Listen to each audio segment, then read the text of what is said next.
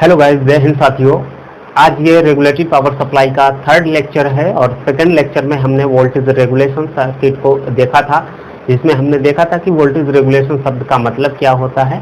तो आज हम लोग स्टार्ट कर रहे हैं, एक बहुत ही महत्वपूर्ण टॉपिक है voltage regulator circuit using by Zener diode. मतलब जो वोल्टेज रेगुलेशन का परिपथ बनाया जाता है वो कैसे बनाया जाता है, आज हम उसी के बारे में चर्चा करेंगे और उसमें भी हम लोग यूज करेंगे जेनर डायोड को। तो आज हम लोग जेनर डायोड से कैसे वोल्टेज को हम लोग रेगुलेट कर पाते हैं ये पढ़ेंगे, और कल के लेक्चर में हम लोग पढ़ेंगे कि जो एक आईसी आती है उससे हम लोग वोल्टेज को कैसे रेगुलेट कर पाते हैं और वो आईसी का नंबर क्या होता है, कैसे लगाई जाती है, इस सब के बारे में चर्चा करेंगे। और फिर जो अंतिम लेक्चर होगा, कह सकते हैं परसों, तो उसमें हम लोग देखेंगे कि कैसे प्रैक्टिकली पावर सप्लाई बनाई जाती है, रेगुलेटेड पावर सप्लाई। तो ज्यादा समय ना लेते हुए सीधे टॉपिक को स्टार्ट करते हैं। Voltage regulator circuit using by Zener diode. इसका मतलब क्या हुआ? इसका मतलब यह हुआ कि हमें जेनर डायोड का यूज करेंगे कहीं ना कहीं। किसका यूज करेंगे? Zener diode. Zener diode, Zener diode आप लोग सुने होंगे या पढ़े भी हैं। क्या पढ़े हैं जेनर डायोड के बारे में? कि ये साधारण डायोड नहीं होता है, ये साधारण डायोड नहीं होता है, इसका कुछ सिंबल इस तरीके से होता है। आपको अगर हम बताएं तो ये इसका सिंबल होता है। और ये किस में काम करता है? रिवर्स बायस में काम करता है। सारे डायोड कैसे काम करते हैं? फॉरवर्ड बायस में। बल्कि ये कैसे काम करता है? रिवर्स बायस में काम करता है। चलिए देखते हैं, इसकी थोड़ी सी वर्किंग हम एक ग्राफ के जरिए समझना चाहेंगे।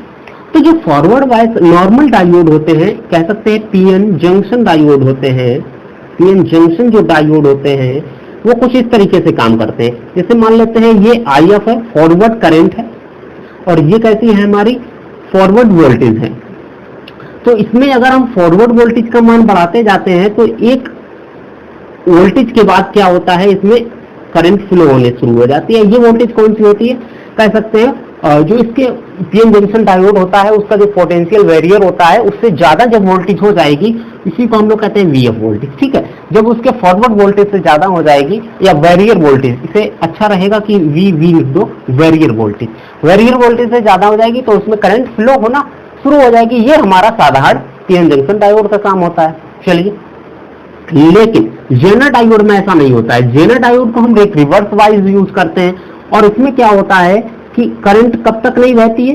करंट इसमें जब बहेगी जब इसकी वोल्टेज VZ के बराबर हो जाएगी। VZ मतलब है, ये देखिए, ये होती है VR, ये होती है VR मतलब रिवर्स बायस, ये IR, रिवर्स करंट और रिवर्स वोल्टेज। जब इसकी रिवर्स बायस वोल्टेज को बढ़ाते जाते हैं और VZ हो जाती है, VZ मतलब VZ के समय क्या होता है, जेनर डायोड में ब्रेक डाउन हो जाता है। ब्रेक डाउन होने की स्थिति में क्या होता है कि जेनर डायोड में करंट तो अकस्मात बढ़ जाती है, लेकिन उसके बाद हमें वोल्टेज नहीं बढ़ती है, वोल्टेज नहीं बढ़ती है। और हमारा उद्देश्य भी यही है। क्या उद्देश्य है? कि वोल्टेज को स्थिर रखना, वोल्टेज को स्थिर रखना अर्थात फिक्स रखना, रेगुलेट करना। तो इसीलिए हम जेनर डायोड का यूज करेंगे। ये जो ग्राफ है ये किसका है? जेनर डायोड का है। जेनर डायोड का, वो साधारण पीएन जंक्शन डायोड का है। बस इतना सा अंतर है। इसमें क्या होता है, ये इस तरीके से डिजाइन ही किया जाता है कि कितने पर इस जेनर डायोड का ब्रेक डाउन हमें करना है। ठीक है, उस तरीके से इसको डिजाइन कर दिया जाता है। चलिए, ये जेनर डायोड की कुछ बात थी जो हम इसमें यूज करेंगे। ठीक है, चलिए इसके लिए हम एक सर्किट बना लेते हैं। चलिए स्टार्ट करके एक सर्किट बना लेते हैं।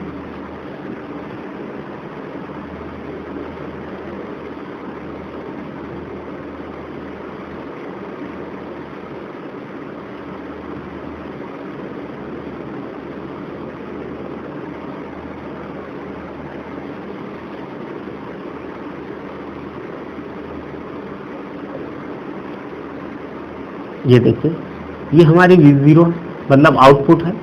यहाँ पे जो हमें वोल्टेज मिलेगी वो VZ के बराबर मिलेगी। यहाँ पे जो हमारी करंट आएगी वो IL आएगी, और यहाँ पे जो हमारी करंट आएगी वो IF आएगी, और यहाँ पे IZ आएगी। यहाँ पे हमारा RS है, सोर्स रजिस्टर। यहाँ पे VI है जो इनपुट देंगे हम सप्लाई इसको, और यहाँ से हम आउटपुट लेंगे। तो ये क्या है? एक जेनर डायोड हमने यहाँ पे यूज किया है। जेनर डायोड, उसका यूज करके हमने एक सर्किट डायग्राम बनाया है। इससे हम लोग वोल्टेज को रेगुलेट करने की प्रोसेस देखेंगे या वोल्टेज को रेगुलेट करेंगे। चलिए, तो इसमें क्या होता है आपको यहाँ पे दिख रहा होगा। एक चीज हम आपको याद दिला दें कि यहाँ पे जो V0 होगी, V0 जो होगी वो VZ के बराबर होगी। हमारा जो लक्ष्य है वो V0 को फिक्स करना है, V0 को अर्थात आउटपुट वोल्टेज को फिक्स करना है। तो हम लोग जेनर डायोड उसी वैल्यू का लेंगे। जैसे जेनर डायोड हमने मान लीजिए ले लिया है 12 वोल्ट का, तो आउटपुट पर कुछ भी हो जाए हमें 12 वोल्ट ही मिलेगी। ध्यान से सुनना। तो इसीलिए क्या होगा, V0 VZ के बराबर होगा। दूसरी बात आप यहाँ पे समझना, ये जो पॉइंट है यहाँ पे ये आपको दिख रहा होगा जंक्शन पॉइंट है। कैसा है? जंक्शन पॉइंट है। और आपने KCL पढ़ा होगा, किरचॉफ करंट लॉ। KCL में क्या होता है, आने वाली धाराओं का योग मतलब IS आ रही है तथा जाने वाली धाराओं का योग बराबर होता है। तो IL भी जा रही है और IS भी IZ भी जा रही है। तो एक इक्वेशन ये बन जाती है। इसका हम आगे चल के बहुत ज्यादा यूज करने वाले हैं, इसलिए इस चीज को आप लोग ध्यान रखिएगा। चलिए अब हम लोग देख लेते हैं कि इसके वोल्टेज रेगुलेशन दो प्रकार की होती है। कितनी प्रकार की होती है? दो प्रकार की होती है। तो पहला रेगुलेशन हम लोग देखते हैं लोड रेगुलेशन। लोड रेगुलेशन, ठीक है, लोड रेगुलेशन। लोड रेगुलेशन में हम लोग क्या करेंगे, देखिए ऐसा कह सकते हैं, लोड रेगुलेशन भी कह सकते हैं या ऐसे कह सकते हैं लोड में परिवर्तन। लोड में परिवर्तन होने पर, ठीक है, हिंदी में लिख लीजिए, लोड में परिवर्तन होने पर। तो देखिए सबसे पहले मान लेते हैं हम कि हमारा जो IS है वो 2 किलो ओम का है और VI जो है हमारी वो 30 वोल्ट है और VZ जो हमें चाहिए वो 20 वोल्ट चाहिए। ये चीजें हमने मानी हुई हैं। क्या है? ये चीजें हमने मान ली हैं। चलिए अब इसी के आधार पे हम देखेंगे कि इसमें क्या होगा। इसकी एक लोड में परिवर्तन होने पर देखिए होता क्या है, IZ में परिवर्तन होगा और RL में परिवर्तन होगा। RL में, क्योंकि लोड में हम परिवर्तन कर रहे हैं, तो IZ में परिवर्तन होगा और IL में भी परिवर्तन होगा यदि हम RL में परिवर्तन करें तो। बात समझ में आ रही? लेकिन ऐसी स्थिति में जो होगा वो क्या होगा, वोल्टेज VZ हमारा क्या रहेगा, फिक्स्ड रहेगा। VZ हमारा फिक्स्ड रहेगा। तो इसमें क्या होगा, अगर हम देखने की कोशिश करें तो सबसे पहले हम इसका IS निकालते हैं। IS निकालने के लिए क्या करेंगे, VI minus VZ upon RS। तो हमें पता है VI कितनी है 30 और VZ कितनी है 20 अपॉन, अगर हम देखें तो RS कितना है हमारे पास 2, काट देंगे 5 मिली एम्पियर। कितना निकल के आएगी, IS हमारी निकल के आई है 5 मिली एम्पियर। ध्यान से सुनना, ये हमारी IS है। अब हम पहली कंडीशन लेते हैं कि लोड कितना है। मान लेते हैं पहली कंडीशन कि लोड जो है वो हमारा 5 किलो ओम का है, या कह सकते हैं लोड को हम RL भी कह सकते हैं ना, RL 5 किलो ओम। जब RL 5 किलो ओम है तो IL बराबर कितना होगा, ऐसे लिखेगा IL, देखिए VL या VZ बराबर RL upon RL into IL, ऐसे निकलेगा। तो IL को इधर ले आएंगे और आ जाएगा VZ अपॉन RL। तो VZ हमारा कितना है, 10 वोल्ट हमें चाहिए, कितना 20 वोल्ट चाहिए।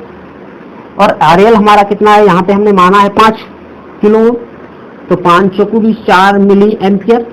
IL हमारा 4 मिली एम्पियर निकला।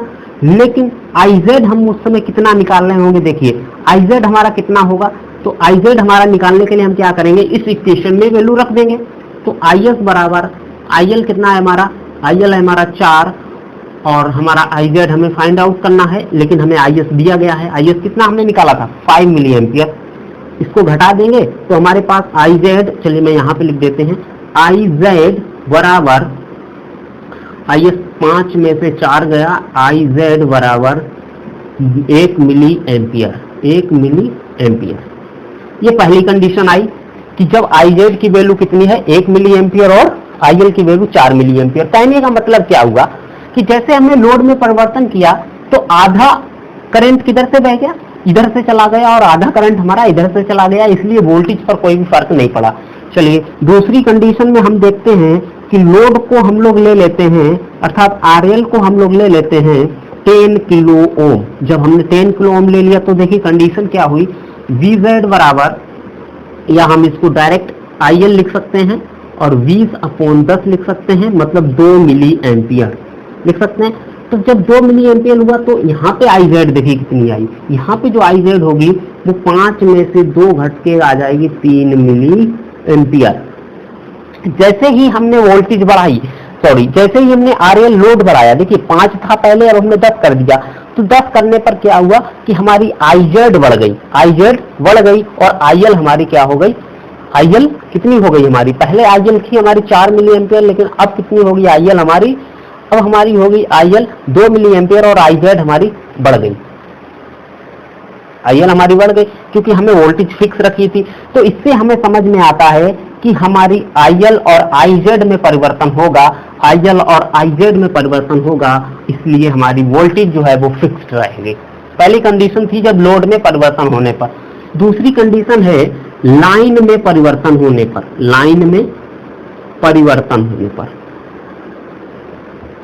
परिवर्तन होने पर, ठीक है। लाइन में परिवर्तन होने पर देखिए क्या होगा, जैसे लाइन में परिवर्तन होने से हमारा क्या होगा, इसमें आईएस कम होगा बढ़ेगा, ठीक है, आईएस कमती और बढ़ती होगा, लेकिन यहाँ पे हमारी वोल्टेज जो वीजेड है वो फिक्स रहेगी। वीजेड हमारी कैसी होगी, फिक्स्ड रहेगी। वीजेड हमारी कैसी रहेगी, फिक्स, वीजेड, बीएस में वीजेड, वीजेड हमारी क्या रहेगी, फिक्स्ड रहेगी। और इसमें भी क्या होगा, आईएस की वैल्यू में चेंजमेंट होगा। चलिए देखते हैं।